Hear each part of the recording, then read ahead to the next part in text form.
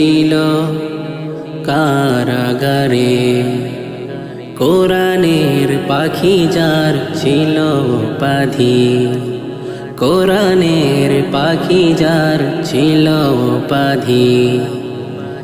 শোনা হবে না তো আর সরাসরি কথা তার, শোনা হবে না তো আর সরাসরি কথা তার, কোরআনের ময়দানে জানি কোনো দিন আমরণ হয়ে রবে সকলের মনে প্রাণে, ইতিহাসেও ঠিক চির অমলিন, ইতিহাসেও ঠিক চির অমলিন।